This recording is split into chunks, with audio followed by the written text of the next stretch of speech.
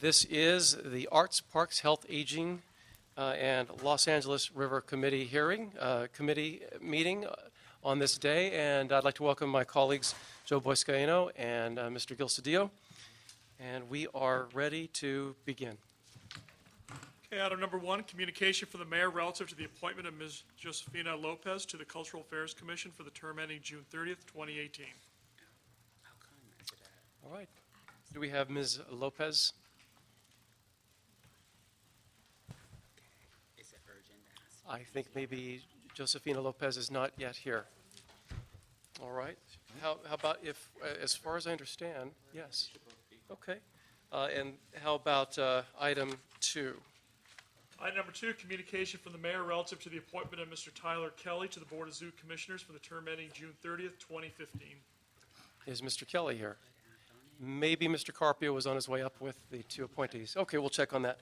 In the meantime, what I'd like to recommend, colleagues, is, seeing as there are no public comment cards, take items 3, 4, and 5 on consent without objection. So moved. Okay, 3, 4, and 5. Having said that, we can go ahead and move to item 6. Item number 6, motion O'Farrell Blumenfield relative to consolidating the Department of Recreation and Parks Central Service Yard located at 3900 West Chevy Chase Drive to facilitate conversion of a portion of the property to parkland and/or active/passive recreational uses. This matter has also been referred to the Innovation, Technology, and General Services Committee. Wonderful. And I'll tell you what, I know we have one comment card from Jennifer Sampson. It looks like we might have another coming up from Karen Flores. What item are you going to speak on, ma'am? And that's 6. All right, I'll tell you what, why don't we go ahead and take the public comment cards first, Mike, if that's okay, and we'll go ahead and start with Jennifer Sampson. Thank you. Good afternoon, Councilman. We just wanted to say on behalf of the LA River Revitalization Corporation that we are in support of this motion. It's one of the areas that the community identified in the Northeast Los Angeles River Revitalization visioning study that is an important catalyst, and we look forward to seeing good work done here. So thank you. Wonderful. Thanks, Jennifer. Good to see you. And Karen Flores. Karen Flores, Friends of the LA River. Hello. I just wanted to say thank you for introducing this motion. Friends of the LA River supports recreational use of the riverside, and especially that North Atwater Extension Park has been a tremendous success. We feel it's a really amazing park. It's got every element you could want. We take people there quite a lot, and expanding that strip of land would be a real boon for the community. Thank you. Wonderful. Thanks, Karen. And we have our General Manager of Recreation and Parks, Mike Schull, to report on this item. Good afternoon, council members. Mike Schull, General Manager, Rec and Parks. Overall, we're very supportive of the concept. CSY, the Central Service Yard, is a very old facility. It was never designed in a very efficient way. I think I have met with BOE and I've met with some of your staff as well. I think overall, if there's a feasibility study done on it, I think there are probably, that I would recommend that be the next step to see exactly what we're talking about. I mean, we have a lot of single-story facilities on that building that are extremely, very, important key operations to our maintenance. I mean, I don't support any of them being relocated, but I think they can be consolidated and even stacked, like in multi-story type structures that, many of them are offices and single story. So there's loads of room to improve the facility. And I would just recommend that if a feasibility study be done as the next phase to see exactly what we're talking about, to see what that might, entail. Mm-hmm. Thank you, Mike. And we're joined by our colleague from the new ninth, Mr. Curran Price. Thank you, Mr. Price. Good to be here, Mr. Chairman. And that being said, just the experience that we have with this parcel, it's about 24 and a half acres of property that is prime river adjacent property. Right. North Atwater Village belongs to Rec and Parks. It's been used as a storage facility and many other uses all these years. So what we're looking at isn't a wholesale relocation, because we know that an estimate was brought in some years ago that would be a multi-million-dollar proposal. which would have to consider land acquisition elsewhere, et cetera. So what we're looking to explore is only consolidation at this point to find out what kind of river frontage that could get us. Right. Since it is city-owned land, and the conventional wisdom is that it would probably only require a Phase 1 environmental to actually do something exciting with. We're kind of starting small on this one just to take a look at what that could be. So I really appreciate your open-mindedness on this and looking at river-adjacent properties that are it's owned by the city kind of in a new way, Right. especially in conjunction with the announcement of the Alternative 20. So this is just one little element that we can add into the larger discussion about future directly river-adjacent parcels. So thank you, Mr. You're Scholl. very And welcome. colleagues, any questions or comments about this? Chair, if I can. Please. Thank you. An incredible opportunity here in looking at and the site that's owned by the property owned by the city of Los Angeles to maximize park space along the waterfront. Are there any other opportunities along the waterfront that parcels of land that the city owns we can capitalize further along the waterfront? I think everything that was available was contained in the master plan. So I mean, with the Bureau of Engineering and with the LA River Corporation, we are looking at, and are interested. I actually just met with the LA River Corporation a couple times over the last month. So there are other opportunities. Some are even in the public right of way that are not necessarily surplus property, but different ways of looking at the kind of entrance points into the river. So I think there's a lot that can be explored, and we're interested in helping in any way we can to do that. As far as large pieces of surplus property, I think all of those have been vetted that there are. I mean, the largest acquisition that we're looking at is the parcel adjacent to what was known as G2 along the river, which is 40 acres, which is Union Pacific property, which I think you're aware of. But And this timeline on the feasibility study? well, I contacted actually was just emailing with the Bureau of Engineering over the weekend, and I think what they need to do, what I would ask, I'll reach out to Deborah Weintraub and ask them to submit put together a proposal for what it's going to cost to do that. I'm not sure if they'll do that in-house or if they would hire somebody to do that. I'm not quite sure, but we would rely on the Bureau of Engineering to put something like that together. I have met with their architects. But they haven't given a time frame. I think they do need some funds to do this. So I think that's part of the process. Very good. Thanks, Mike. Yeah. And Thanks. that'll be step 2, coming back with what the funding Right. mechanism for that might look like. Right. Thank you. Colleagues? So it's come to my attention that there is a need for an amendment to this motion, and I think it's been discussed with you, Mike, in terms of including language in the motion to explore something else, and it's dependent on a grant from the county, and that's why I'd like to introduce this amending language, because in order to secure the grant, this study needs to go concurrent with that, and it's from our own Los Angeles River Revitalization Corporation, which is the nonprofit arm that the city helped form some years ago. They're often running all on their own now as a separate entity from the city, but they're about to receive a grant from the county.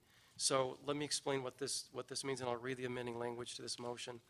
And that is, for the purposes described in the motion of the Department of Recreation and Parks, which is the motion we're discussing, will lead with the assistance of BOE, the CLA, CAO, and any other departments as necessary. And I further move to direct Recreation and Parks and Bureau of Engineering to include a sports shop and river cafe concept Nice.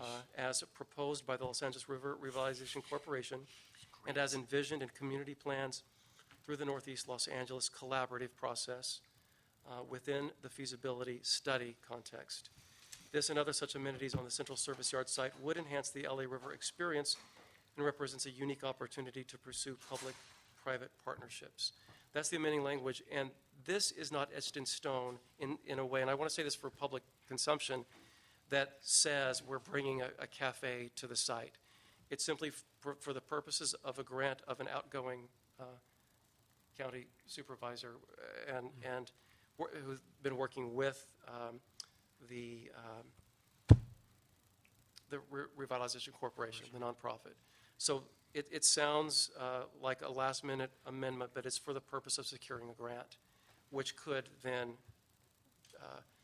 realize in actual, this type of development at the site or not. Okay. Does that make sense? Yeah. But that's what the amending language is, and I can submit it for the record as well. Mr. Chair, thanks for your leadership on this, if I may. Sure. You know, I've said at the harbor, prosperity begins on the water line, and this is no different along our LA River. Passive parks, they're fantastic. We encourage that, we embrace it, but we also need to encourage opportunity for people to spend money as well. And this is exactly what we're trying to accomplish on our LA waterfront along the harbor. So I want to congratulate you and moving this forward, and want to make a motion to approve this item as amended. Thank you. Thank you. And I'll add one last critical piece that I left out. The reason they are receiving this grant is because it's where the Mort Lacretz Bridge is going to land, connecting Griffith Park on the other side of the river with North Atwater Village. So that's the nexus and the reason for this language and this vision. Very good. Thank you. Thank you, Mr. Busquets. You never know. It could go in or it could go somewhere else. But it's to receive a grant that could end with this type of amenity. Yeah. I tell you what, we wouldn't. That's a great point, Mr. Cedillo. Not a prison restaurant. Anytime we Cafe restaurant. build anything along our public rights of way, we have to think new. We have to think sort of like the New York model, and that is build public amenities that our public are deserving to have. And I fully am with you on that one. And you know, it's kind of a new day in Los Angeles, and when we build these public amenities, they need to respect the public, and that's what they deserve. So, yeah, I'm with you. No prison type restrooms or structures along the river. So, thank you. All right, without objection, we will move this forward as amended. Thank you. Thanks, Mike. And that brings us to item 7. Item 7, CAO report relative to Fifth Amendment to contract number C-119231 with the Center for Healthcare Rights for the 2013-14 Health Insurance Counseling and Advocacy Program. Proposed amendment number 1 to Standard Agreement H9 1314-25 with the California Department of Aging. Acceptance of $20,685 from the State Health Insurance and Assistance Program. Acceptance of $825,509 of funding. And acceptance of $135,783 for the financial alignment CalMed. Thank you, Mr. Lid. And colleagues, we did not receive a transmittal in time for this, so we have the Department of Aging and CAO to report on the item before we decide to approve. Gentlemen.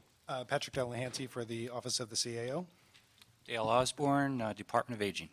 Thank you, gentlemen. If you could elaborate on this a bit. Yes. As stated, Aging requests approval of multiple standard agreements with the California Department of Aging, including $20,685 in one-time funding and $825,000 and $825,509 and $135,000 and $135,784 respectively.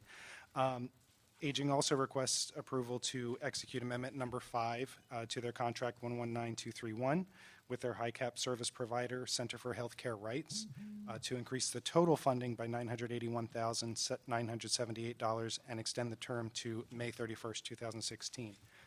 HICAP is an older Californians Act community-based service program which provides counseling, community education, and outreach events to Medicare beneficiaries and is the primary local source of information and assistance with Medicare benefits, prescription drug plans, and health plans. The Financial Alignment CalMediConnect program promotes Medi-Cal and Medicare benefits to participants who are dually eligible. And so the department is requesting to amend the contract to include those additional services. And for any specifics, the department is available. Thank you. Dale, anything to add? Mr. Delahanty covered that pretty well, I think so. Okay. And so, gentlemen, just in layman's terms, break this down. How does this, what does this do and how long does it go until? Is it fairly compulsory? Well, it covers, the HICAP funding actually has 2 funding components. One is for this present fiscal year. It's an amendment to that particular program. The second part of it is the new year funding for fiscal year 2014, 2015. The financial alignment program actually is a 3-year demonstration project, and so that would be beginning as soon as we get the approval and we move forward. It sounds great. And these, the reason for this action, is it because of just changes that have come down the pike that we need to adapt to? It's to accept additional funding that's been provided by the California Department of Aging. So we need to State. increase the dollar, we need to increase the dollar amount of the city contract in order to accept those funds, as well as to continue the program through the next 2 fiscal years.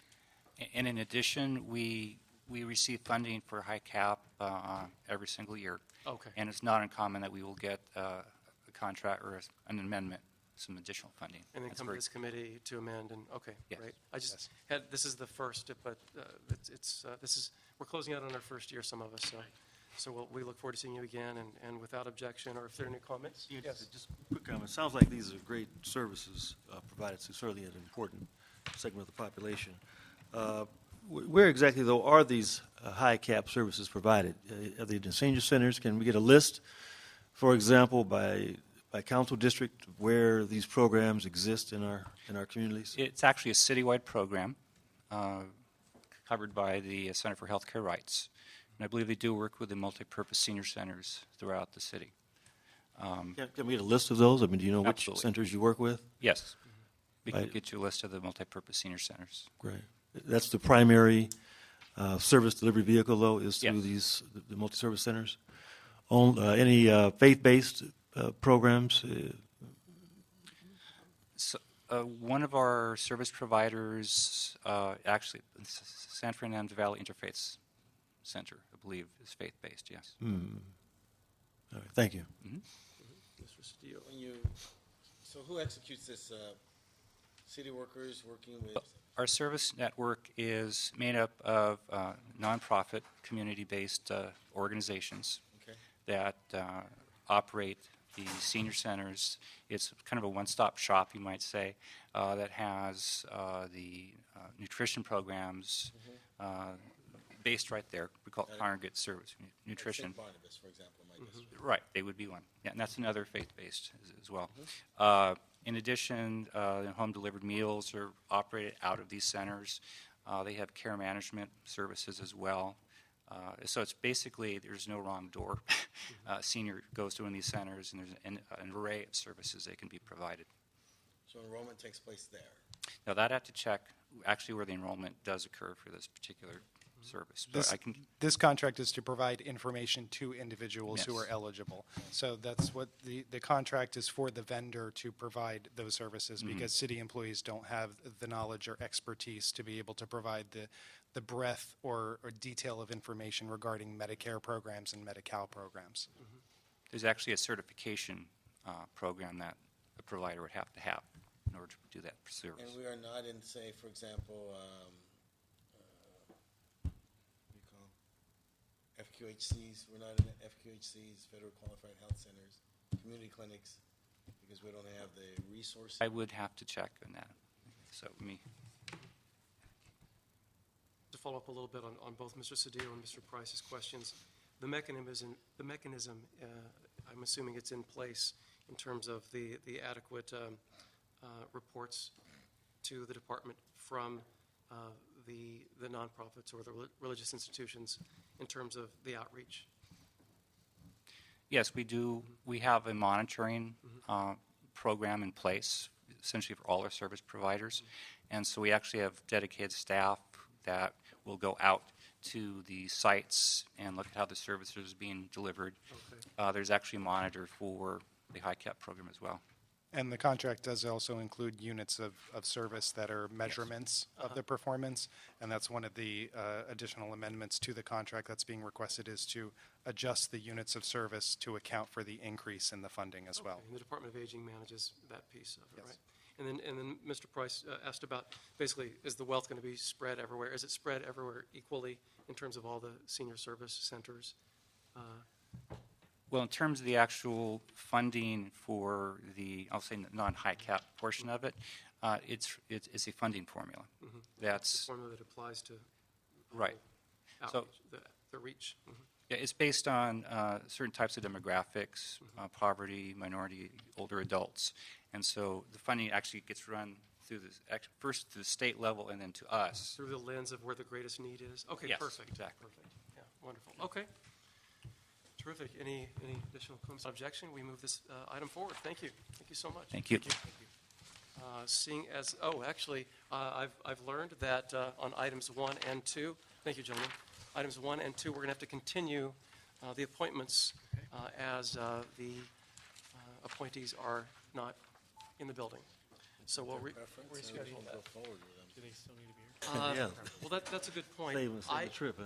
We could. I have not met them myself. I can As the speak for Josefina. Yeah. She's extraordinary. Yeah. She wrote Women Have Curves. I thought her name was familiar. Yeah, and I've gotten several awards with her. Mr. Chair, in regard Yes. to those two appointments, we do have a last day for council action, July 2nd, before the recess. And this is the last time the committee, so I think we should go ahead and move it forward then. Yeah, thank you. Second. So we so moved. So that concludes the agenda for today. Thank you all. Good job. Thank you. Can we move This to meeting.